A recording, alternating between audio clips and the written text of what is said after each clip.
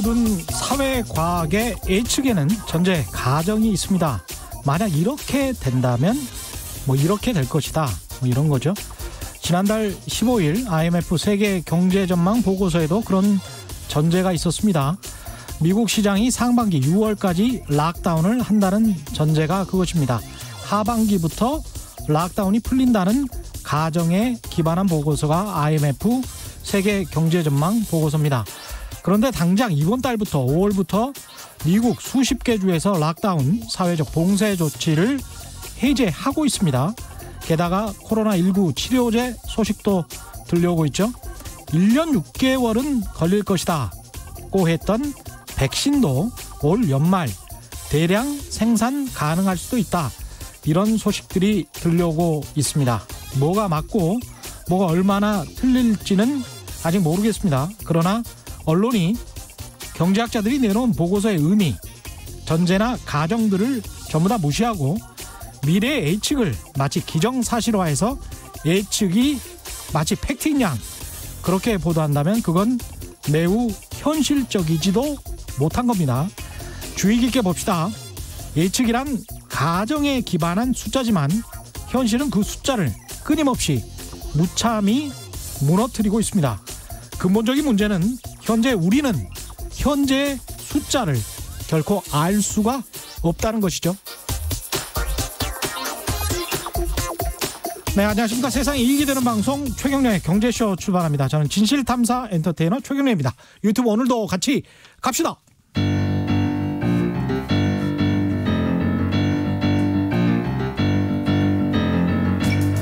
세계 100대 경제학자, 가짜 경제뉴스 감별사, 가슴이 뜨거운 경제학자, 건국대 최백은 교수의 이게 경제다.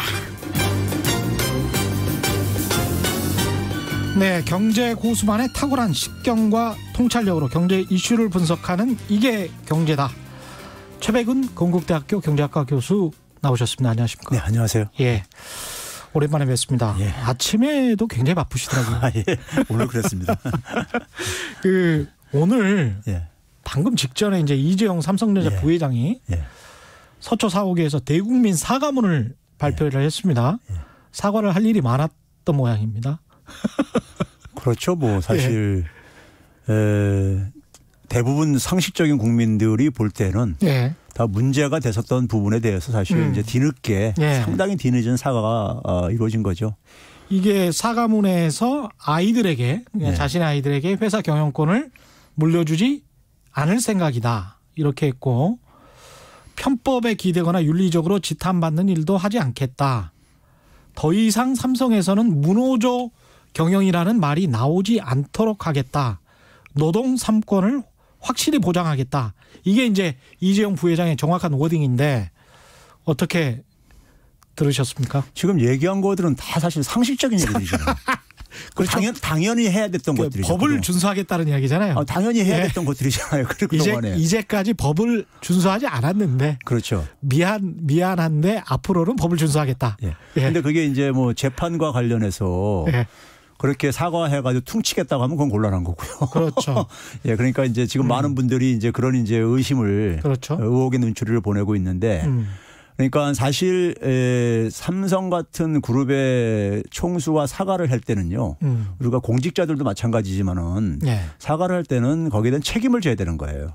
그러니까 사실 가게 되면은 그렇습니다. 경영자 자리에서 사실 물러나야 되는 거죠. 본인이 자신이 그 워딩 속의 워딩을 보게 되면 그동안의 삼성 경영을 그렇게 안 했다는 거 아니에요. 그렇죠. 예, 안 했다는 거잖아요. 거꾸로 얘기하면요. 삼성은 문호조 경영이었고 노동 3권을 확실히 보장하지 않았다는 그리고 이야기죠. 편법이라든가 뭐 살법 이런 걸 했다는 거 아니에요. 그동안에. 그러니까요. 그러면 법을 어기는 일을 하지 않겠다라고 했으니까. 경영 승계도 어쨌든 간에 굉장히 편법적으로 하고 뭐 이렇게 했다는 거 아닙니까? 그렇죠. 법을 어겼다는 이야기죠. 그리고 그거를 인정한다는 얘기는 인정한다는 얘기는 책임이 뒤따라야 되는 거죠. 그렇죠. 말로만 그 사과하는 것은 사실 의미가 없죠. 그건 사실 애들이 하는 얘기고 애들이 그러니까 우리가 미성년자들이 자라는 과정 속에서 그러니까 우리가 뭐 실수할 수도 있고 그러니까는 그런 거고 적어도 이제 성인이나 특히 뭐냐면 사회적으로 책임 있는 조직의 장들은 그렇죠. 그걸 인정했을 때는 거기에 대한 응분의 책임도 뒤따라야 되는 거죠. 그렇습니다. 예.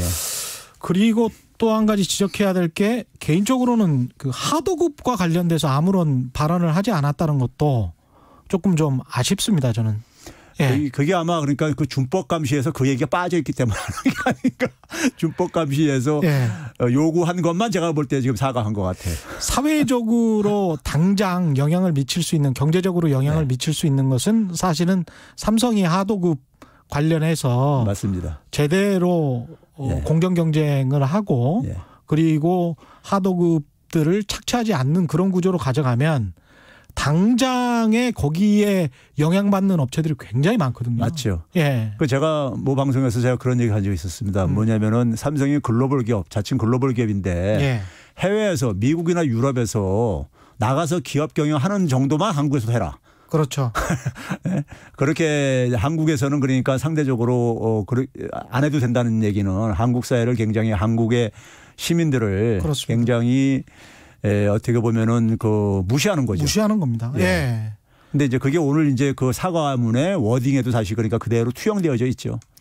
사실은 제가 이거 저 취재를 과거에 했던 내용이라서 자신 있게 말씀드릴 수 있는 게 텍사스에 있는 삼성전자 공장에서는 그 관련돼서 삼성전자가 어떤 화학물질을 쓰는지를 공개를 했음에도 불구하고 한국에 있는 삼성전자 공장에서는 그걸 공개를 안 했단 말이죠. 영업비밀이라는 이유로.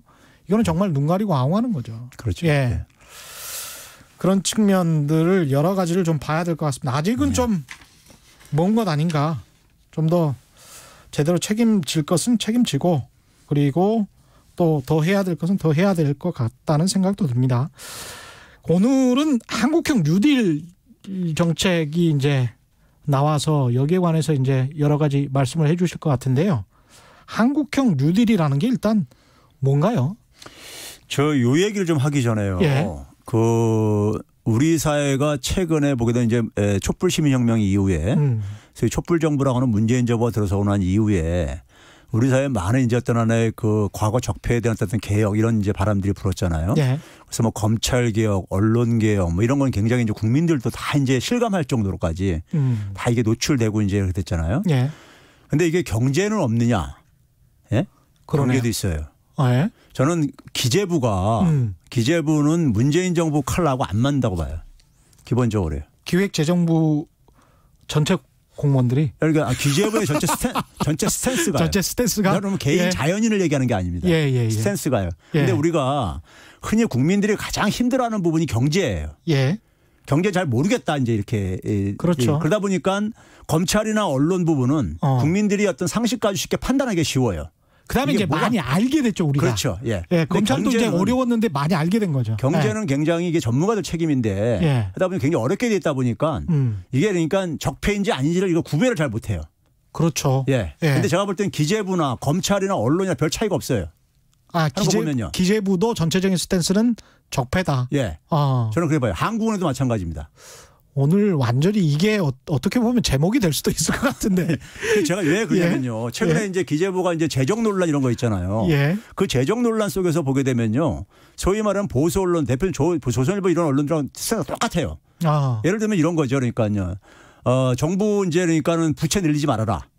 부채에 대해서는 우리 국민들이 뭐 가게든 기업이든 간에 정부든 간에 부채에 대한 부정적인 이미지를 갖고 있잖아요. 그렇습니다. 그러니까 부채 늘어나는 그 부정적인 이미지를 이용을 해가지고 이제 부채 늘리지 말라 그러는데 예. 지금 뭐 가게나 기업은 쓸 돈이 없단 말이에요. 쓸 돈 없죠. 예. 정부가 어쨌든 쓸 돈이 가장 여유가 있는 데란 말이에요. 예. 정부가 이제 그러니까 돈을 쓰게 되면은 결국 그거 뭐 대통령이나 기재부 장관이 그 갚을 돈 아니잖아요. 국민이 갚을 돈이에요. 그렇죠. 국민이 갚을 돈인데 국민들은 그 갚는 그 과정을 보게 되면은 세금 걷어서 갚는 거잖아요. 대부분이요. 그렇죠. 예. 근데 세금은 누가 많이 내느냐? 예. 부자들이 많이 내게 돼 있어요. 그렇습니다. 예? 그러니까 국가가 부채가 증가하면은 부자들이 그러니까 더 부담이 많이 간다 이거예요. 결과적으로는 그렇게 되네. 그렇죠. 예. 그러니까 이게 부자들을 위한 정책을 문재인 정부가 부자들을 위한 정책을 추진하는 정부 아니잖아요. 그렇죠. 예. 그런데 지금 기재부는 지금 그러니까는 부자들을 위해서 그러니까는 정책을 소위 국민들한테 그러니까는 이 부채라는 뭐 40% 이런 거 같은 경우도 어디 족보에도 없는 수치를 내세우면서 계속 집착을 보이고. 예? 족보에도 없는 수치. 예. 아니 그냥 40%가 족보에도 없는 수치라는 거는 지난번에도 한번 말씀을 그렇죠. 하셨는데 지금 새로 들으시는 분들도 있으니까 한 번만 더 말씀해 주세요. 이건. 아니 우리가 경제학에서 적정한 국가 부채가 몇 %가 적정하냐. 이거에 대한 이론적인 게 없어요. 거기다가 시대에 따라서 다 역사 경험적으로 그렇죠. 유럽에서 그러니까 유로존 만들면서 GDP 대비 60%로 한 거는 19세기 20세기 전반기에 쭉 보니까 한 평균 한 60%가 넘으면 파산하는 국가들이 생겼더라 이거예요. 옛날에. 그런 이제 어떤 경험적인 역사 경험적. 근데 그것도 19세기 20세기하고 지금은 상당히 상황이 다른 상황이거든요. 그렇죠. 거기다가 이제 그러니까는 하버드에 이제 유명한 이제 그 국가부채 연구자가 로고프 교수라고 있습니다. 케네스 로고프. 케네스 로고프. 로고프 교수가 이제 그거를 실증적으로 금융위 서적을 가지고 계산해봤어요. 선진국은 한 GDP 대비 90% 넘으면 문제가 된다. 파산한다는데 90% 이미 넘어버렸거든요. 그러니까 그게 그러니까 과거의 그러니까 경험을 가지고 통계적인 걸 가지고 과거 가지고 이렇게 한 것들이에요. 다요. 그러니까 그게 이제 그러니까 어떤 정확한 과학적인 어떤 이론이 논리가 있는 게 아니라. 그렇습니다. 그러다 보니까 그런데 이제 거기다가 우리나라 같은 경우는 40이라는 숫자는 유럽에도 없고 어디에도 없는 수치란 말이에요. 문제는 제가 족보도 없는 수치라고 하는 이유가. 그러니까 유럽이 과거에 60이라고 했으니까 우리는 그것보다는 유럽보다는 좀 약한 것 같으니까 40 정도가 적당하지 않을까 뭐 이렇게 생각한 거 아닐까요? 그거는 그냥 너무 그거는 그런 식으로 경제 국가 정책을 판단할 수 있는 건 아니죠. 그런데 이제 제가 이제 이런 얘기를 왜 드리냐면은 자, 이번에 이제 재난 이제 지원금을 그랬잖아요. 저는 뭐 재난 소득이 더 맞다고 표현하는 사람인데 이재명 지사 말 맞다나 국민들의 국민들한테 자기가 낸 거 다시 돌려받는 건데 그게 무슨 지원받는 거냐. 그 말이 저는 일리가 있다고 봐요. 근데 이거 어찌됐든 간에 그거 이번에 이제 14조 3천억 원 이렇게 되잖아요. 그게 우리나라 GDP에 0.8%도 안 돼요. 그렇죠. 0.8%도 안 된단 말이에요. 제가 오늘 아침 모방송에서 제가 뭐냐면 그거 올 연말까지 한 7개월이죠. 그러니까 5월 달 지금 포함해서요. 한 7개월 지원해 주게 되니까 계산해 보니까 GDP 대비 한 5% 정도면 돼요. 7개월을 계속 지원해 준다고 하더라도 5%뿐이 안 된다고요. 한 번 일회성이 아니고. 그리고 이제 뭐냐면 제가 심지어 뭐냐면 이런 것도 계산해 봤어요. 지금 이제 그러니까 우리가 일자리 유지하는 것에 대해서는 다 지금 반론이 없잖아요. 그렇죠. 그래서 지금 이제 제가 이제 실업이 IMF 때 가장 높았었던 달을 이제 기준으로 해가지고 계산을 해봤어요. 그랬을 때 그러니까는 그 실업이 대량 사태가 났을 때 그거를 이제 그러니까 어쨌든 정부가 일자리를 만들어주기 위해서 일자리 만드는 방식은 뭐 시간 있으면 나중에 얘기하겠지만요. 그럴 때 최소한 최저임금을 기준으로 해가지고 계산을 해봤어요. 한 7개월 정도 그러니까 버틸 수 있는 거 해보니까요. 그게 한 14조 6천억 원 정도면 되더라고요. 14조 6천억 원. 지금 재난지원금 올해 이번에 준 거, 이번 달 준 거 그 정도면 되더라고요. 우리가 전체 GDP가 한 2,000조 원 정도 되죠. 1914조입니다. 1914조. 1914조요. 그러니까는 지금 이제 미국 같은 경우가 올해 그러니까 지금 뭐냐면 그 적자 재정이 연방정부 예산의 62%를 지금 이미 넘어섰어요. 62%. 우리나라 올해 예산이 한 512조 이렇게 된다잖아요. 그렇죠. 거기에 62%면요 얼마냐면요 거의 400조 정도 돼요. 거긴 그렇게 지금 하고 앉았단 말이에요. 그렇죠. 우리나라가 가장 그러니까는 세계에서 보수적인 나라라고 하는 미국에서조차도 그렇게 하고 있는데 기재부가 도대체가 그게 누구 돈인데 그걸 자기들 마음대로 그러니까는 브레이크 걸고서는 지금 말로는 그렇게 하잖아요. 지금요. 지금 세계 경제 환경이 굉장히 나빠지고 있다. 수출이 굉장히 아주 그냥 지금 나빠지고 있잖아. 실제로요. 보면요. 그러면 결국 내수를 강화해야 된다 그러는데 내수에서 지금 내수라는 게 뭡니까? 가계, 기업, 정부뿐이 없는 거잖아요. 가계, 기업이 돈을 못 써요. 그럼 내수 강화 안 되면서 그럼 쓸 데가 정부뿐이 없다는 얘기잖아요. 자기 입으로 그러니까 이렇게 서로 안 맞는 얘기를 하고 앉아 있으니까. 근데 이제 이렇게 주장하시는 분들이 있잖아요. 달러만 기축통화만 찍어낼 수 있고 우리는 원하는 그렇게 막 찍어내면 좀 위험한 거 아니냐. 자, 그게 이제 아까 했던 조선일보가요. 4월 24일자에 이런 얘기했어요. 적자국채 발행한다는 얘기 3차 추경하면서 적자국채 발행할 얘기를 하니까 국제 채권 시장에서 채권 수익률이 확 올라갔다.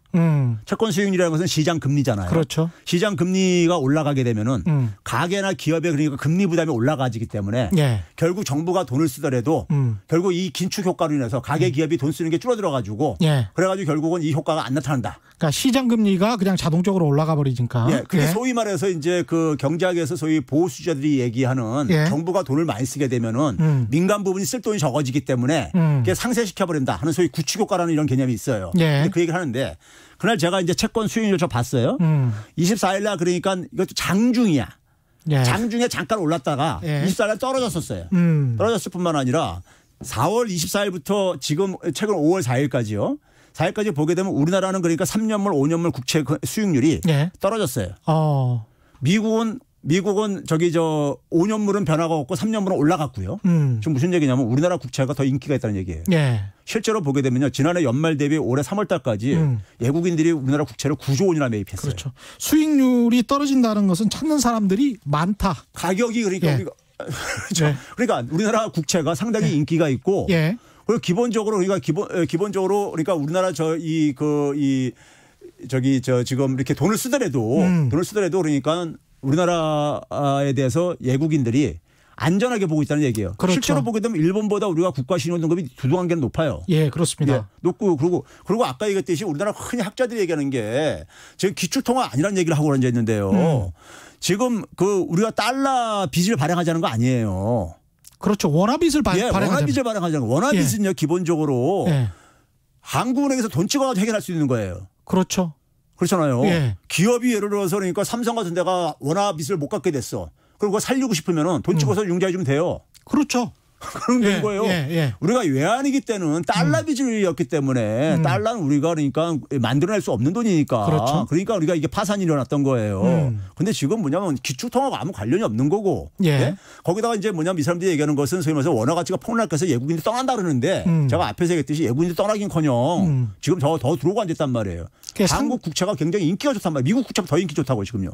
그러니까 상대적인 것 같아요. 경제라는 게 상대적으로 이쪽이 한국이 펀더멘탈이 괜찮고 코로나19도 잘 이겨냈고 경제 성장률도 뭐 IMF 보고서에 나왔듯이 우리가 마이너스 1.2% 정도 예상을 하고 미국은 5.9 마이너스 그리고 전 세계적으로 선진국들은 마이너스 6.1 이렇게 예상을 했었단 말이죠. 그러니까 선진국들 중에서는 한국이 그래도 제일 나은 걸로 지금 다 예상을 하고 있고. 지금 제가 볼 때는요. 소위 이 엉터리 경제학자들이 과거 20세기의 교과서에 있는 얘기를 가지고 지금도 여전히 재단을 하고 있는 것 중에 하나가 뭐냐면요.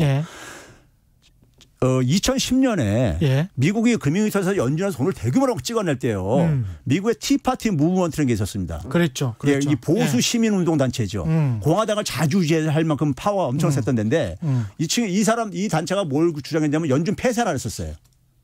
연준 폐쇄하고 근본이제로 복귀하고 막 이런 주장을 했었어요. 왜 그러냐면은 연준이 지금 대규모로 돈을 찍어내고 있는데 돈을 찍어내면 달러 값이 떨어질 게 아니겠습니까? 그랬죠. 그러면 왜 그 사람들이 반대했냐면요. 자기들이 보유하고 있는 재산이 화폐 재산이 이게 하락할 걸 해서 인플레이션 엄청난 인플레이션. 정부가 왜 우리 재산을 그러니까 침범하냐 이런 논리인 거죠. 재산권을요. 그때 뉴욕대 루비니 교수도 이런 이야기 했었습니다. 근데 시간 지나는데 돈같이 안 떨어지고 인플레이션도 안 생기고 그렇단 말이에요.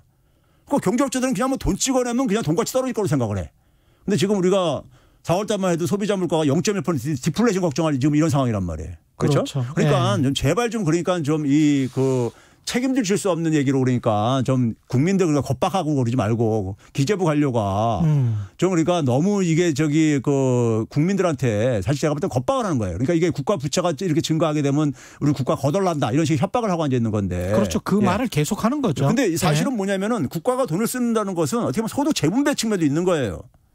경제 성장률 제고라는 측면도 있고. 아니 그것도 있고 그리고 아까 얘기했듯이 국가 부채는 나중에 갚을 때 부자가 더 많이 갚아야 되는 거예요. 부담을요. 그리고 제가 볼 때는 우리나라 한 40한 4%는 면세점 이하 저건데 면세자들인데. 그렇죠. 그분들 솔직히 말해서 그 추세가 계속 간다면 걱정할 필요도 없는 거예요. 솔직히 말해서요. 근데 그분들이 왜 저희 나라비 그렇게 걱정하는지 잘 모르겠어요. 오히려 그런 측면이 있네요. 일단은 또 하실 말씀 있습니다. 그리고 이제 오늘 이제 주제 오늘 주제는 이제 한국형 뉴딜인데 한국형 뉴딜은 뭡니까 이거는? 이것도 말이에요. 이게 아무래도 역사적인 저거다 보니까 뉴딜에 대해서 이게 모르다 보니까는 뉴딜을 그냥 가는데 뭐 소위 말해서 이제 대규모 토목공사 이런 거 안 하고. 소위 말해서 이제 그러니까 디지털 뉴딜 하겠다 이제 이렇게 이제 얘기를 하고 있잖아요. 대규모 IT 뭐 이런 쪽으로 하겠다는데 뉴딜이라는 것이 대규모 토목공사도 아니었었고요. 뉴딜이라는 것은 당시에 우리가 뉴딜을 대표하는 것이 뭐냐면 3R이라고 3R이라고 있었죠. 예. 릴리프 그다음에 리폼 그다음에 리커버리 이렇게 해가지고요. 예. 예. 그러니까 지금 무슨 얘기냐면은 릴리프하고 리폼을 통해서 경제를 부흥시키겠다, 리커버리 시키겠다 이거 했었어요. 그렇죠. 릴리프는 뭐냐면은 그게 그 당시에 소득 불평등이 굉장히 심각했었어요. 미국도요. 예. 소득 불평등이요. 그거를 그러니까 기본적으로 그 속에서 굉장히 아이가 이 빈곤에 허덕이는 사람들이 굉장히 많았었단 말이에요. 그렇죠. 예? 한쪽에서 물건이 남아도는데 농산물 갖다 바다에다 집어 던지면 한쪽에서는 그러니까 식량이 없어가지고 저기 굶어지는 사람도 있고 이런 상황이었단 말이에요. 그러니까 그 불평등이 너무 그때 극심해졌었거든요. 예. 한 상위 1%가 전체 소득의 24%를 차지할 정도로요. 예? 그러니까 그거를 이제 그러니까 그게 지속되는 한 지속 불가능하다는 걸 보여준 거예요. 대공황이라는 것은요. 예. 그래서 그거를 이제 개혁하겠다는 것이고 그런 것들을 그러니까요. 그걸 개혁하기 위해서 소위 말해서 20세기에 우리가 알고 있는 현대 그러니까는 제도들 노사관계 제도든 복지 시스템이든 이런 게 그 당시 다 만들어진 겁니다. 예. 그러니까 미국의 사회보장제도도 그때 만들어진 거고 소위 말해서 그러니까는 이 그 노사관계법 우리가 와그너법이라든가 이 공정관계 공정노사관계도 그 당시 만들어진 거고 예. 그리고 최저임금제도 그 당시 만들어진 거고 다 그때 만들어진 거란 말이에요. 지금 뭐냐면 제도를 사회 경제의 기본적인 체질을 다르게 개선한 거란 말이에요. 예. 이게 그러니까 과거와 같은 방식으로는 안 되겠다 해가지고 당시에도 루즈벨트가 추진했을 때 연방 대법원들이 그거 가지고 그 반기를 두고 그랬었죠. 네. 그 불법 저 법에 위배 안 됐다 이렇게 해 그랬었죠. 그 당시 미국도 적폐들이 그랬던 거예요. 그러니까 똑같죠. 안 그러겠습니까? 그 기득권을 그러니까는 그 기득권을 누렸던 사람들이 개혁을 한다니까요. 네. 그럼 그런 상황 속에서 당시에 이제 우리가 경제학적으로 실수를 얘기할 때 연방 정부나 미국의 연준이 돈을 안 썼다. 네? 돈을 더 썼어야 되는데 돈을 더 대규모로 썼어야 되는데 금융위기처럼 그렇죠. 그래가지고 이게 그 대공황이 좀 더 오래 가고 제대로 해결이 안 됐다. 결국 2차 세계대전까지 해결됐다. 뭐 이런 식의 얘기를 하고 그러는데 그럼 당시에 이제 뉴딜이라는 것은 기본적으로 새로운 그러니까 경제 체질을 바꾸는 어쨌든 간에 이런 작업이었었어요. 그리고 그 속에서 그 당시 미국도 뭐냐면은 대전제가 뭐냐면 산업재편이라는 게 있었습니다. 소위 종합공업이라는 것이 이게 이제 떠오르는 이제 그러니까는 새로운 산업이었었어요. 예. 그러니까 산업재편인데 이번에 우리가 이 얘기하는 것도 제가 볼 때는요. 비슷하네. 예. 예. 지금 한국판 뉴딜, 디지털 뉴딜이라는 것이 사실은 우리가 코로나19 사태 터지기 전에 4차 산업혁명 시대 도래를 얘기하면서 예. 현 정부가 계속해서 얘기했던 것이 뭐였었습니까요? 소위 말해서 김동연 부총리일 때는 플랫폼 경제 활성화 이런 얘기했었고요. 키워드를 몇 개를 소개하면요. 그렇죠. 그다음에 이제 홍남기 부총리는 뭐냐면 DNA 데이터 네트워크 인공지능 해가지고 데이터 네트워크 인공지능 그리고 이제 플러스 빅3 해가지고 뭐 차세대 시스템 반도체, 차세대 반도체, 뭐 바이오 헬스, 미래차 뭐 이런 거 가지고 해가지고 했단 말이에요. 예. 그런데 문제는 뭐냐면요.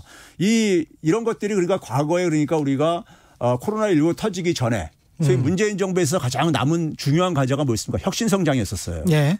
혁신성장은 산업 재편을 의미하는 겁니다. 제조업 위기 속에서요. 예. 산업 재편이고 그 산업 재편을 코로나19가 터지기 전에는 주로 4차 산업혁명과 관련해가지고 얘기했던 것뿐이에요. 그러네요. 그런데 이제 코로나19 터졌는데 하다 보니까 코로나19는 비대면 온라인 이런 게 강조가 되다 보니까 자연히 뭐냐면 3차, 4차 산업혁명이 다시 또 연결될 수밖에 없는 거예요. 그러네요. 그렇죠? 예. 그러면 결국은 그래서 결국은 같은 내용이고 그러면 이제 혁신 성장 전략이 이런 방식으로 가지고 한국판 뉴딜 가지고 성공할 수 있겠는가 없겠는가. 예. 저는 이걸 이제 평가해야 되는데 우리가 소위 말해서 미래 먹거리, 소위 신성장 동력 산업 육성이라는 것을 언제부터 본격적으로 했냐면 노무현 정부 때부터 했습니다. 노무현 정부 때 10개 차세대 동력 산업, 성장 동력 산업 육성하겠다고 했었죠. 예. 10개를 정해가지고요. 예. 이명박 정부에서 17개로 확대시켰었고 박근혜 정부에서 19개 또 증가시키고 예. 맨날 개수는 증가시키는데 우리 시간 지나 보면은 뭐 결과 나온 게 제대로 있습니까요? 별로 만족스러운 성과가 못 얻었잖아요. 네. 그럼 이번에 그러면 예를 들어서 지금 기재부가 주도를 해가지고 하는 이러한 방식이 과연 그 이전 정부에서 하는 거하고 무슨 차이가 있는가? 방식에 있어서 지금 뭐 차이 느끼는 게 있습니까? 보니까 전부 산업 정책이네요. 그렇죠. 예, 그러니까 산업자원부에서 나올 정책을 그냥 통합해서 하는 것에 큰 의미를 둘 수밖에 없고 나머지 지금 기본적으로 대공황 때 구제, 개혁, 회복이라는 릴리프, 리폼, 리커버리 이렇게 보면은 이거는 일종의 이제 구조를 전반적으로 개혁을 해서 맞습니다. 경제 구조를 한번 바꿔보자는 측면이 굉장히 강했는데 그런 쪽으로 가는 거는 거의 보이지가 않네요. 당시에는 중화학공업이라는 새로 떠오르는 산업에 맞춰서 사회 제도를 다시 재편한 거예요. 그렇죠. 예를 들어서요. 당시에 미국 같은 경우도 모기지 시스템을 근본적으로 뜯어고칩니다. 대공황으로 이제 이게 모기지 시스템이 붕괴되면서요. 당시에 미국 같은 경우 대공황 이전에는 이 모기지 시스템이 우리나라처럼 5년 단기로 하고 만기에 그러니까 일시상한 이런 방식이었어요. 근데 그러다가 이제 그러니까 집값 떨어지면서 이게 다 박살났었단 말이에요. 그리고 도입한 게 뭐냐면 20년, 30년 장기 분할 상한. 근데 이게 성립하려면요. 기본적으로 장기 고용 시스템이 이게 뒷받침돼야 돼요. 월급 받아가지고 20년, 30년 동안 집값을 분할 상환해야 되는 거니까요. 그렇죠. 그게 중화학공업의 특성이 중화학공업은 노동의 숙련도가 중요해요. 소위 말해서 오래 근무할수록 소위 생산성이 높아진다 이거 노동력들이에요. 그래서 장기 그러니까 이 고용을 선호했었어요. 중화학공업 체제 속에서는요. 이게 산업 체제하고 사회 제도들이 다 맞물려서 돌아가는 거란 말이에요. 생각을 해보니까 진짜 그러네요. 그 경제 대공황이 끝나고 난 다음에 2차 세계대전 이후에 미국이 50년대 60년대 정말 그레이트 아메리카 위대한 미국의 경제 호황 시기를 쭉 거치면서 가장 떠오르는 특징이 뭐였냐면 중산층이 굉장히 건실해졌단 말이죠. 그리고 임금이 굉장히 많이 올랐어요. 근데 이제 이게 미국 특징도 80년대 말 이후부터 그냥 임금이 계속 저렇게 별로 오르지가 않고 중산층이 이렇게 두텁게 형성되지 못하면서 빈부격차가 굉장히 크게 났는데 그때 경제 대공황 때도 1%가 24%를 차지했다. 지금도 이런 똑같은 이야기가 나오잖아요. 그러니까 그게 이제 그러니까 거의 그렇게 불평등이 심해지면 딱 위기가 터지는 거예요. 그러네요, 이게. 그래서 우리가 보게 되면은 루즈벨트 때 개혁 이후에 40년대, 50년대, 60년대가 불평등도 가장 많아졌던 시기예요. 금융위기도 없었던 시기고요. 그렇죠. 그러니까 산업 재편이라는 것은 기본적으로 그러니까 어떤 특정 산업만 만든다고 해서 되는 게 아니라 이거예요. 그럼 과거 우리가 한 20년 동안 역대 정부가 실패한 이유가 기본적으로 실패한 이유가 이겁니다. 제가 비유하면요. 경제도 생태계예요. 우리가 자연을 생태계로 보잖아요. 그렇죠. 그러면 예를 들어서 사막의 생태계하고 해양 생태계는 전혀 다르잖아요. 그렇죠? 그러니까 생태계라는 것은 기본적으로 뭡니까? 생태계 안에 동물이나 식물이나 생명체들이 있죠. 그리고 그 동물과 식물들이 상호 의존하고 영향을 받는 주변 환경들이 있죠. 예를 들면 기후, 토양, 물 이런 것들이 있을 게 아니겠습니까? 그렇죠? 이런 것들이 하나의 유기체적으로 집합체를 이루는 것이 이게 생태계란 말이에요. 개념이란 말이에요. 그럼 경제도 마찬가지입니다. 경제도 마찬가지로 우리가 제조업 생태계라는 거하고 지금 정부가 육성하려고 하는 그러니까 소위 디지털 생태계라는 거하고 이걸 보게 되면은 이게 같은 생태계면은 그냥 과거에 제조업 육성하듯이 했으면 돼요. 그렇죠. 근데 문제는 뭐냐면은 제조업 생태계하고 디지털 생태계가 전혀 다른 생태계라고 한다면은 예를 들어서 사막에 사는 동물을 해양 동물을 가지고 사막에다 갖다 던져놓으면은 제대로 과학했느냐고요. 말라 죽죠. 그렇죠. 그렇게 될 수밖에 없잖아요. 그러면 지금 정부가 하는 건 뭐냐면 한번 봐보세요. 스마트 시티, 그다음에 IoT, 그러니까 사물 인터넷 이런 거 한단 말이에요. 그런 것들을 과거 정부에서도 계속 해왔었죠. 원격 의료 이야기도 나오고. 그렇죠. 그런 것들 하잖아요. 근데 문제는 뭐냐면 그 속에서 살아가야 되는 사람들과 그다음에 기업 조직, 제도 이런 것들이 그러니까 과거 건 그대로 놔두고 그것만 새로운 산업만 이렇게 갖다 붙이면은 이게 그러니까는 새로운 산업의 어떤 재편이 이루어지느냐. 이게 지난 20년에 우리가 실험 속에서 처절하게 그러니까 실패한 저건데 똑같은 방식으로 지금도 여전히 그렇게 접근하고 있다 이거예요. 이게 생태계로 봐야 되는데 그 디지털 생태계라는 것은 제가 제조업 생태계와 전혀 다른 게요. 디지털 생태계는 사람들을 연결시켜야 돼요. 제가 한번 스마트 모빌리티 솔루션을 가지고 한번 얘기를 한 적이 있었는데 사람들을 연결시키려면은 서로가 뭐냐면 이익을 공유를 해야 돼요. 이익을 공유해야 된다. 이익을 같이 안 나눠가지면은 사람들이 거기 연결을 안 한다고요. 생태계가 조성되려면은 사람들이 그 안에 많이 들어와야 되는 거예요. 거기서 많이 활동을 할 수 있게. 그렇죠. 그 이익 공유, 협력, 연결성 이런 것들이 이번에 우리가 한국 방역이 모델이 된 게 그게 제가 볼 땐 디지털 생태계의 특성하고 거의 똑같아요. 소위 말해서 연결성을 유지하고 개방성을 유지하고 투명성, 그다음에 자기 책임성, 그다음에 뭐냐면 연대감 이런 것들이요. 협력 이런 것들이요. 이런 것들이 디지털 생태계의 특성이고 그런데 근데 우리가 제조업 생태계는 뭐냐면 각자가 자기가 잘하면 되는 거였었어요. 그러니까 그 당시는 그렇죠. 그 당시는 기업이 보유하고 있는 자기 핵심 자원을 가지고 혁신을 만들어내면 되는 거였었고 남의 기업 볼 필요도 없고 남의 기업하고 협력할 필요도 없고 이런 거였었다고요. 근데 이게 3차, 4차 산업혁명은 연결의 세계를 만들어내는 거란 말이에요. 다 연결시킨단 말이에요. 연결되면은 연결돼 있는 사람들 간에는 서로 그러니까 의존적이고 상호 협력을 해줄 수밖에 없다고요. 근데 전혀 다른 원리가 작동한단 말이에요. 그렇습니다. 디지털 생태계하고는 그런 것들은 놔두고 그냥 그러니까 우리가 소위 말해서 산업만 그냥 어떤 특정 기술과 관련된 산업만 그냥 이렇게 하다 투자를 한다고 해가지고 이게 그러니까 산업이 재편되냐 이거예요. 야, 이게 그렇죠. 그래서 큰 그림을 그리는 데는 좀 실패했다 이렇게 보시는 거군요. 저는 그러니까 과거 20년 동안 했던 방식이 하나도 안 변하고 있어요. 기획재정부가. 예. 산자부도 마찬가지고요. 예. 하나도 변화가 없어요. 그러다 보니까는 미래 성장 동력 만들기가 우리가 지난 20년 동안에 만족스러운 결과를 못 얻어내고 있잖아요.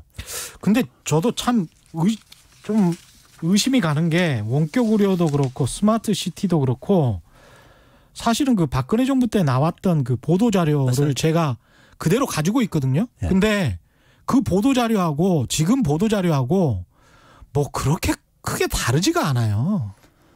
사실 제가 이게 전에 책에서도 제가 소개를 했지만은 그 문재인 정부의 산업 정책 2018년부터 이제 대통령한테 보고된 자료가요.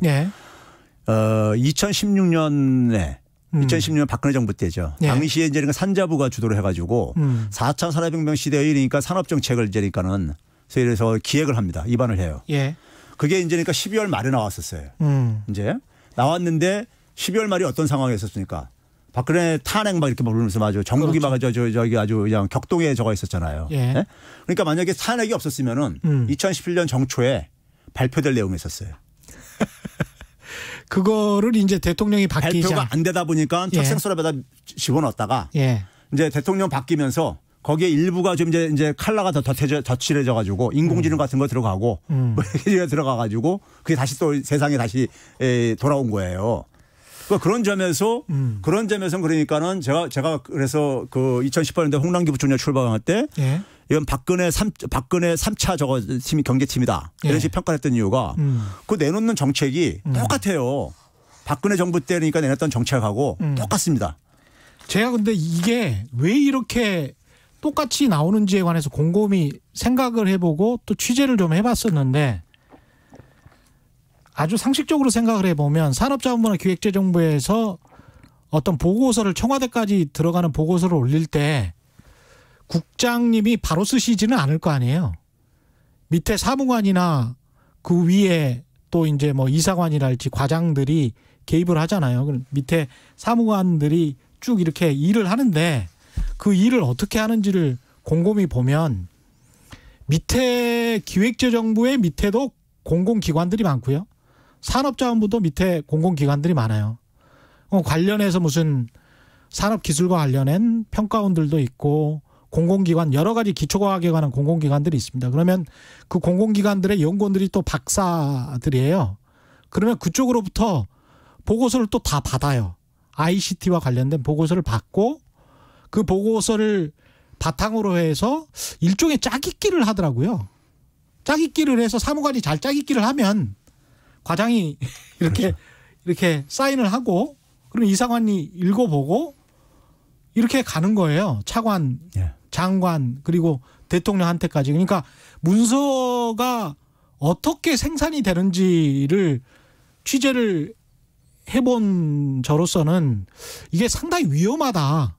왜냐하면 공공기관의 몇몇 박사들의 생각인 거예요. 그래서 어떻게 보면 그 많은 관료들이 취재나 리서치나 뭔가 연구를 스스로 능력이 안 된다면 민간에 좀 더 많이 확대해서 맡길 필요가 있지 않나. 그래서 좀 더 많은 아이디어를 가지고 올 필요가 있지 않나 그런 생각이 들더라고요. 지금 기재부가 해야 될 일은요. 이번에 우리가 흔히 말해서 4차 산업혁명 우리가 코로나19 재난이 있기 전에 4차 산업혁명 시대가 도래하면 도래할수록 우리가 걱정했던 게 뭐냐면요. 소위 말해서 초양극화. 지금보다 양극화가 더 심해질 거다. 그리고 일자리 대참사가 일어날 거다. 뭐 이런 얘기 했었어요. 그랬죠. 근데 코로나19로 이게 티핑 포인트를 맞이한 거예요. 일종의. 그러니까요. 더 이게 이제 가속화되고 일상화되고 현실화 시킬 수밖에 없는 현실화되는 이런 상황이 돼버린 거예요. 그러다 보니까 이번에 나온 게 뭡니까? 기본소득이라는 게 나왔어요. 우리가 4차 산업혁명 시대에 기본소득이 필요하다는 얘기는 많은 전문가들이 얘기를 하고 있었습니다. 그런데 기본소득이 그러니까 현실화돼버린 거예요. 이번에 그러니까요. 그다음에 또 뭐냐면은 전 국민 고용보험제 같은 게 많이 나오잖아요. 그런 이야기 나오고 왜 그러냐면 있죠. 그것도 코로나19 사태 이전부터 나왔던 얘기예요. 왜 그러냐면은 플랫폼 노동력 같은 경우들은 고용관계가 불투명하다 보니까 고용보험의 사각지대에 있을 수밖에 없어요. 구조적으로요. 그렇습니다. 고용관계가 없으니까요. 이게 그러니까 예. 불분명하니까요. 그렇죠? 그러니까 그런 노동력이 자꾸만 늘어나는데 고용보험이라는 것을 일종의 그러니까 우리가 어떤 거냐면은 과거에 고용 피고용 관계가 예. 대부분을 차지할 때 노동력을 그렇죠. 이거라고요. 예. 우리나라는 자영업자도 많을 뿐만 아니라 지금 플랫폼 노동력이 급증하고 있단 말이에요. 예. 그러면 결국 이 4차 산업혁명 시대에 그러니까 전 국민 이 고용보험제도 나왔던 얘기가 이번에 더 이제 그러니까는 필요성이 더 이제 그러니까 빨리 다가온 것뿐이에요. 그렇죠. 거기다가 예. 대량 실질 사태가 나타나게 되면서 지금 얘기 나오는 게 뭐냐면 국가가 그러니까 고용을 보장해 주지 않은 제도요. 국가 고용 보장 제도. 예. 그러니까 우리가 보게 되면은 나라마다 정도 차이는 있지만은 이 코로나19 사태가 있기 전에도 한 실업률이 한 3 내지 한 5% 정도 이렇게 우리가 있을 수가 있다고 가정을 했을 때요. 예. 했을 때 그거는 시작에서 그러니까는 고용을 해결하지 못하는 노동력들인 거예요. 쉽게 얘기하면요. 그렇죠. 왜냐하면 그 정도는 다 완전 고용이라고도 생각하고 앉아있으니까요. 예. 근데 그 사람들을 그냥 방치할 수는 없는 거잖아요. 그래서 제가 3%를 우리나라 3% 경제활동인구의 3%가 예를 들어서 시장이 고용을 책임 못 질 때 예. 그걸 우리가 민간 부분에서 사회적 기업이라든가 협동조합 같은 데서 소위 사회적으로 가치가 있거나 인간적 가치가 있는 이런 것들을 예? 근데 이게 근데 시장의 수익성 논리로는 이게 저기 잘 안 되고. 안 되는 이런 사업들이요. 예. 근데 이런 부분들을 그러니까 정부가 어차피 해야 될 일들인 거잖아요. 예. 그거를 그러니까 해줬을 때 예산이 얼마나 들까 제가 계산해 보니까는 우리나라 경제활동 인구의 3% 정도를 고용을 그런 방식으로 해결할 때 돈 드는 게요. 14조 6천억 분이 안 들어요. 1년에. 예. 이번에 재난지원금 정도뿐이 안 된다고요. 그러니까 그 정도면은 그러니까 굉장히 그러니까 우리가 이 그 시장에서 그러니까는 자기 일자리를 못 찾는 사람들한테 일자리 우리가 올해 일자리 예산이 얼마인지 아세요? 예. 올해 512조 중에서 25조 5천억 원입니다. 근데 우리가 일자리 고용 예산을 1년에 그렇게 20조 이상씩 투입을 해도 예. 일자리 문제 그렇게 성과가 안 나오고 있잖아요. 그렇죠. 오히려 예. 그러니까는 최저임금 한 달에 179만 5,310원씩 해가지고 12달 이렇게 해가지고 그 3% 계산해 보면요. 14조 6천억 원 정도. GDP의 1%도 안 돼요. 한 6% 해봤자 한 3% GDP에. 예. 그거 일자리 1년 예산 이런 것들을 사실 기재부가 이번에 그러니까 이런 것들이 현실화 필요성이 나온 것들을 지금 그러니까 제도적으로 지금 어쨌든 이거를 지금 빨리 지금 그러니까 도입을 하려고 해야 되는 건데 지금 이번에 내놓은 대책들은 아까 이제 원격 의료 이런 거 되겠지만은 예. 이게 무슨 일자리하고 무슨 관계가 있어요 이게요. 이거 이 IT 기업들 돈 벌어주는 일이지. 그러니까 일자리 창출이라는 측면에서 약간 좀 우려스러운 게 일자리를 오히려 줄여버리는 정책들이 되지 않을까. 그게 저는 우려스럽더라고요. 우리 한번 공공의료 가지고 한번 얘기한 적 있었잖아요. 예. 그때도 그 서울대 그 저기 교수님 뭐라 했었습니까? 교수님. 그때 뭐라 했습니까? 저도 개인적으로 동감하는 게 뭐냐면 기본적으로 의료는 그러니까 지역사회에 그러니까 동네 의료원들이 주치의처럼 이렇게 해야지 제대로 그러니까 진료도 할 수 있고 제대로 갈 수 있단 말이에요. 그리고 소위 말해서 원격 의료라는 것은 진짜 그러니까는 의료 서비스가 안 닿는 도서 섬 이런 지역에는 그렇게 활용할 수 있다 이거예요. 그렇죠. 근데 그거를 멀쩡하게 지금 다 그러니까 동네 의료원에서 할 수 있는 더 잘할 수 있는 것들을 대도시인데도 오히려 그 사람들을 그러니까 오히려 몰락시킬 수 있는 그렇죠? 이런 것들을 하는 게 그러면서 그게 또 일자리하고는 오히려 더 역행하는 거죠. 어떻게 보면요. 동네 의료원들 다 죽일 수도 있는 거잖아요. 어떻게 보면요. 그러니까 예. 그렇죠? 그러니까 이게 도대체가 누구를 위한 그러니까 이게 이게 도대체가 왜 신성장 동력이라는 것인지 이게 무슨 그러니까 뉴딜 정책이라는 것인지. 예, 좀 우려스러운 점이 있습니다.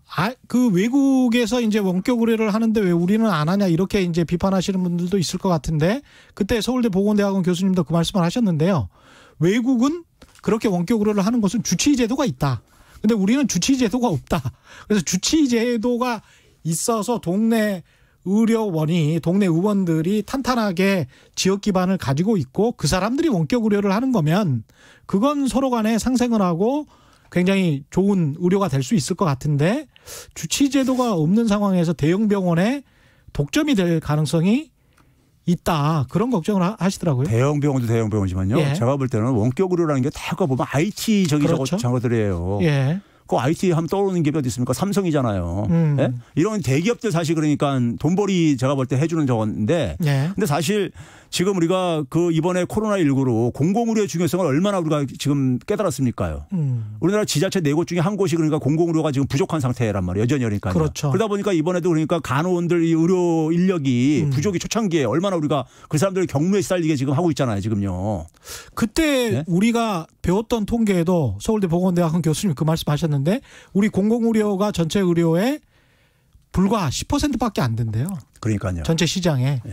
그게 이제 유럽의 일반적인 그 독일 이야기하면서 한 40% 이야기를 했었잖아요. 그래서 우리 한 독일 정도, 예, 30% 정도 네. 이야기를 했었죠. 그래서 한 3배 정도는 더 가야 좀 균형 잡힌 공공의료와 민간의료가 되지 않을까 그런 이야기를 했었죠. 그래서 그런 점들은 좀 더 잘 봐야 될 것 같습니다. 그러니까 이 뉴딜이라는 것이 도대체가 이 한국판 뉴딜이라는데 디지털 뉴딜이 됐던 그냥 뉴딜이 됐던 간에 예. 뉴딜의 의미는요. 우리가 흔히 그러잖아요. 코로나19 이전으로 돌아갈 수가 없다. 예. 그럼 코로나19 이후에 그러니까 우리 사회가 구조적으로 어떻게 변화할 것이냐. 예. 거기에 대한 그러니까 사실 이 설계가 나와야 되는 것이죠. 예? 거기에 대한 문제점들 거기서 많은 문제점들이 지금 수반되고 있는데 예. 그 중에 하나가 아까 했던 공공의료 강화 같은 경우도 예. 그렇죠. 더 이제 그 필요성이 제기된 건데 더 오히려 그러니까 이게 원격 의료하고 무슨 관계가 있다는 것인지 예? 쉽게 얘기하면 그러니까 비대면이면 다 그냥 다 허용되는 이런 거 이런 기술 지상주의적인 식. 예. 예? 근데 이제 그게 사실 그걸로 인해 가지고 무슨 일자리가 창출되고 무슨 그러니까 그거 가지고 저는 GDP가 더 증가할 건지도 모르겠고요. 예? 예, 결국은 이제 정부가 내놓은 정책이 아까 그 뉴딜 정책 때 루즈벨트가 그 제시했던 루즈벨트 대통령이 제시했던 릴리프 리폼 그러니까 구제하고 개혁하고 리커버리 예. 회복하는 것 중에서 회복에만 방점을 둔 그런 정책인 것 같은데. 근데 릴리프와 리폼이 없으면 리커버리 안 돼요. 그렇죠. 예. 도수연 님이 그런 의미에서 구조 개혁을 우리도 앞으로 필요하다고 보는데 구체적으로 어떤 구조 개혁이 필요하다는 건지 이렇게 질문을 하셨습니다. 도수연 님은. 그러니까 이게 우리가 디지털 생태계 예. 우리가 지금 뭐냐면 4차 산업혁명의 의미는요. 3차 IT 혁명을 주면 3차 산업혁명이 됐던 것이 뭐냐면 기술적으로 세상을 연결 가능하게 해준 거잖아요. 예. 인터넷이라는 이런 것들이요. 4차 산업혁명은 그걸 이제 그러니까 눈치챈 기업인들이 주도를 해가지고 소위 플랫폼 사업 모델이라는 것이 예. 사람들을 사람들을 연결시키는 거예요. 세상이 기술적으로 연결됐다고 해서 사람도 연결되는 건 아니에요. 자동적으로요. 예. 사람은 내가 거기에 필요성이 있어야지 연결하는 거니까요. 그러니까 사람을 연결시키려니까는 사람을 연결시켜야지만이 디지털은 내가 하나 생태계로 이제 출발이 되는 거예요. 그렇죠. 사람이 모여야지 생명체들이 어니까요. 예. 그렇죠? 그러면 그 사람들이 모이게 하려면 어떻게 되냐? 내가 거기에 뭔가 내가 받는 혜택이 없으면은 거기 왜 들어가냐 이거예요. 왜 연결할 거냐 이거예요. 그렇죠? 그렇습니다. 그래서 이게 이익 공유라 이거예요. 연결시키려면은 다 우리가 연결돼 있다고 해보세요. 예. 연결돼 있다고 하면은 이쪽이 이익 보면 이쪽도 이익 같이 보고 이쪽이 피해를 보면 같이 피해도 우리 전념이 되고 그런 거예요. 그렇죠. 연결이 된다는. 과거 산업사회는 이게 다 구분 분리할 수 있다고 생각한 거예요. 그렇습니다. 예. 그래서 우리가 중심주의 논리였었고 기계관적인 세계관 우리 이런 얘기를 했던 게 바로 그런 거죠. 그런데 이게 연결의 세계에서는 혜택도 같이 보는 거고 예. 피해도 같이 전염 효과가 이번에 코로나19처럼 전염 효과도 그렇습니다. 같이 나타나고 피해도 그러니까요. 예. 그러면 그런 상황 속에서 결국 어떤 거겠습니까? 전체 이 네트워크 이 생태계를 건강하게 유지하려면은 각 그 구성원들은 자기 책임을 자기가 해야 되는 거죠. 예. 하는데 뭐냐면은 그러려면은 그런 자기 책임을 요구하려면은 자기가 힘들 때 같이 함께 간다는 예. 연대감도 같이 이게 수반돼야 되는 거죠. 예. 연대감 없으면 누가 거기에 협조를 하려고 그러겠어요. 그렇죠?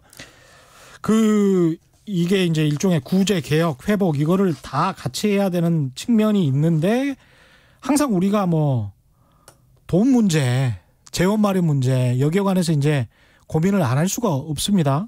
이번에 이제 추경을 한 3번 이상 편성을 하고 앞으로도 또 추경할 수도 있을 것 같은데 어떻게 보십니까? 이 돈 문제는?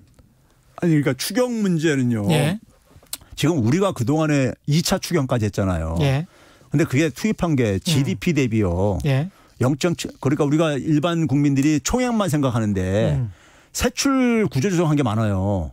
그 추경 규모 중에서 이번에도 14조 3천억 원 중에서 적자 국채 발행한 것은 3조 2천원인가 그 3조 원 좀 넘는 것뿐이 안 되잖아요. 예, 3조 원밖에 안 되는군요. 예. 나머지 세출 기존에 예산 잡은 거를 그럼 그거 이쪽 주머니에서 돈 집어넣고 이쪽 주머니 빼고 그런 거예요. 그러네요. 예. 그러면 정부가 그러니까 쓸 돈 중에 많은 부분들이 그러니까 그것이 어쨌든 경기 부양에 효과가 연결될 수 있는 건데 그걸 줄이고 이쪽에서 그러니까 좀 보이고 이렇게 한 거란 말이에요. 그러니까 새로 적자 국채를 발행해서 새로 진짜 신권 화폐가 투입되는 거는 3조 원밖에 안 된다는 거죠. 그렇죠. 그래서 그걸 제가 계산해 보니까 2차까지 하는 부분 속에서 우리나라 GDP 대비 한 0.7%뿐이 안 늘었어요.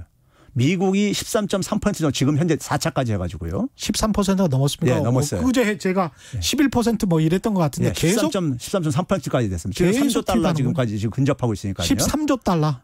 아니 3조 달러. 3조 달러. 예. 근데 그게 GDP 대비 그러니까 한 13%가 조금 넘는 규모입니다. 그렇죠. 예. 근데 이제 우리는 뭐냐면 1%도 안 돼요.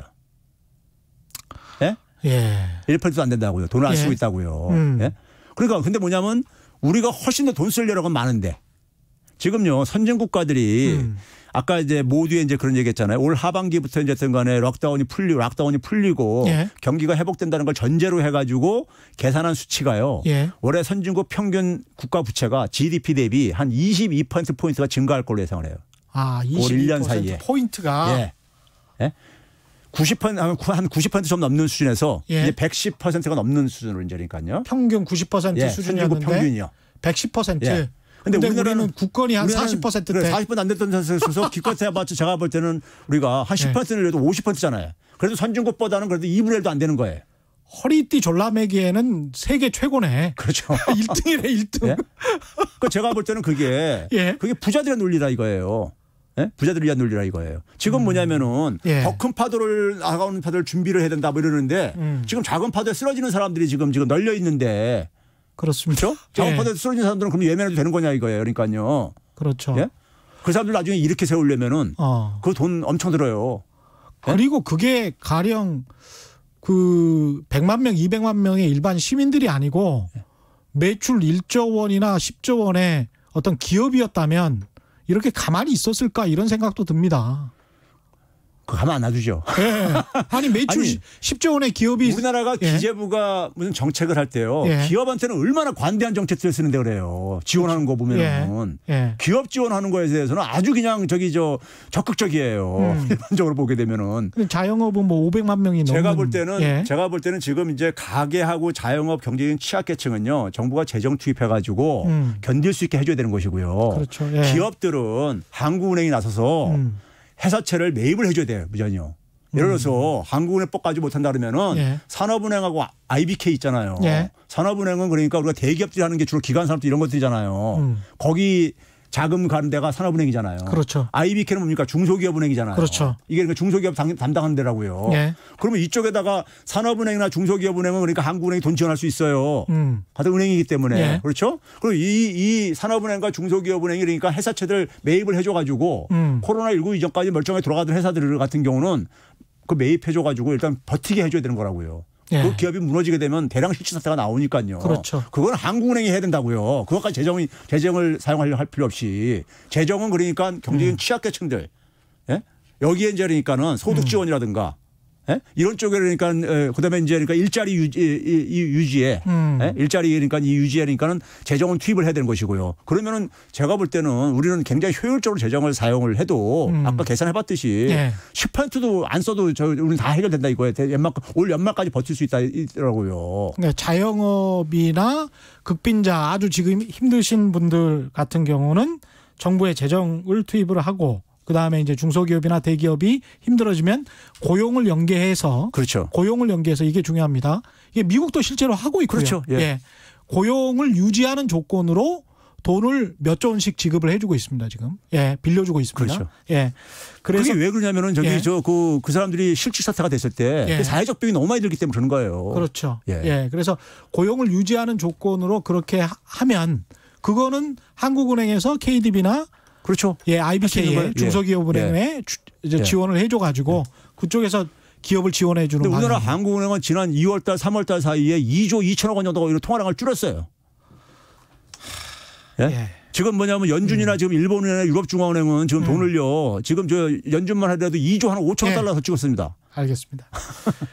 오늘 말씀 여기까지 해야 되겠습니다. 지금까지 최백은 건국대학교 경제학과 교수와 함께했습니다. 고맙습니다. 네, 감사합니다. 예, 오늘 밤 10시 최경량의 이슈 오도독 유튜브에 업로드됩니다. 최경량의 이슈 오도독 오늘 밤 10시 최강욱 당선자와 함께 검찰 개혁 시리즈 2편 심도 있게 대화 나눠보겠습니다. 오늘 3,400명이나 유튜브에서 접속을 해서 동시 접속해서 최고 기록 최경량의 경제쇼 오늘 여기까지입니다. 예, 지금까지 세상에 이익이 되는 방송 최경량의 경제쇼였습니다. 고맙습니다. 말 같은 말